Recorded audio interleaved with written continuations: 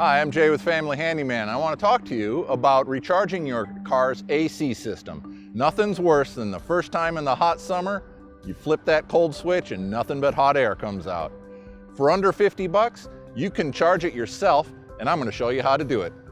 At your auto parts store, there's going to be a large selection of R134A refrigerant. I chose this can because it has a gauge. You're going to spend a little more money. This costs about 45 bucks. But the good news is you can reuse the gauge for next season, and then you only have to buy a small can. Every AC system has a high pressure side and a low pressure side. For charging your car's AC system, we want to look for the low pressure side port, and that's usually back here by the accumulator.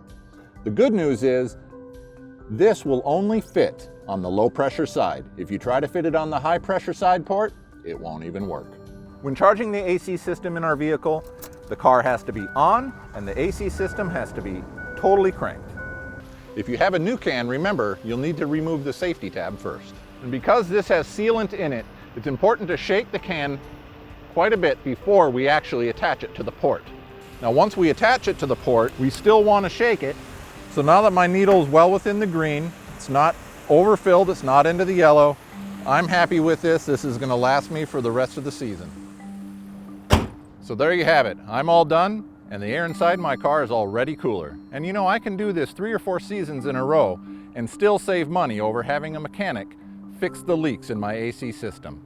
And for most cars newer than 93, the R134A refrigerant is exactly what they need. But when in doubt, call your mechanic to make sure.